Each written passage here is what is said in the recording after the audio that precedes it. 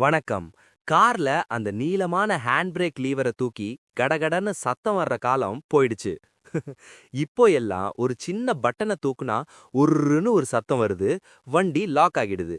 இதுதான் electronic parking brake, இல்லனா இபிபி. இந்த ஒரு சின்ன பட்டனுக்குள்ள உங்க வண்டியோட மொத்த பாதுகாப்பும் இருக்கு. இதுல பல பேருக்கு தெரியாத சில ரகசியங்களும் எமர்ஜென்சி ட்ரிக்குகளும் இருக்கு. முக்கியமா பேட்டரி காலியானா இந்த பிரேக் என்ன ஆகும்? வாங்க, அக்கு வேற ஆணி வேற பாப்போம். நீங்க ஒரு புது கார் வாங்க போறீங்கன்னாலோ இல்ல ஏற்கனவே இபிபி இருக்கிற கார் வச்சிருந்தாலோ இந்த வீடியோ உங்களுக்கு ஒரு லைஃப் சேவிங் கைடா இருக்கும். பழைய ஹேண்ட் பிரேக்ல ஒயர்கள், அதாவது கேபிள்ஸ் இருக்கும். ஆனா இபிபில உங்க பிரேக் கேலிப்பர் மேலேயே ஒரு சின்ன எலக்ட்ரிக் மோட்டார் இருக்கும். நீங்க பட்டனை அமுக்குனதும் அந்த மோட்டார் கிளட்ச் பிளேட்டுகளை அழுத்தி வண்டியை லாக் பண்ணும்.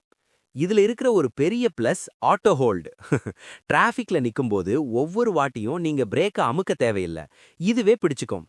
அதே மாதிரி நீங்க சீட் பெல்ட் போட்டுட்டு ஆக்சிலரேட்டர் கொடுத்தா இது தானாவே ரிலீஸ் ஆகிடும். எவ்வளோ ஸ்மார்ட் பாத்தீங்களா?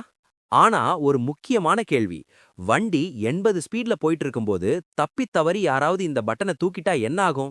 வண்டி அந்த இடத்துலயே நிக்குமா? இல்ல பாஸ், இது ஒரு எமர்ஜென்சி பிரேக்கா நால செய்யும். நீங்க பட்டனை தூக்கி பிடிச்சிருந்தா ஏபிஎஸ் சிஸ்டத்தை யூஸ் பண்ணி வண்டிய சறுக்காம நிப்பாட்டும். சரி, இப்போ ஒரு இக்கட்டான சூழல். கார் பேட்டரி டெட் ஆயிடுச்சு, வண்டி லாக்ல இருக்கு. இப்போ எப்படி வண்டிய தள்ளுறது? இதுக்கு கார் மேனுவல்ல ஒரு மேனுவல் ஓவர் ரைட் வழி இருக்கும். சில கார்கள்ல பூட் ஸ்பேஸ்ல ஒரு ஒயர் இருக்கும், அதை இழுத்தா ரிலீஸ் ஆகும்.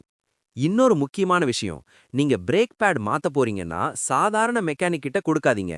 ஏன்னா இபிபிய சர்வீஸ் மோடுக்கு மாத்தாம கழப்பினா அந்த மோட்டார் உடைஞ்சு போயிடும். ரூ.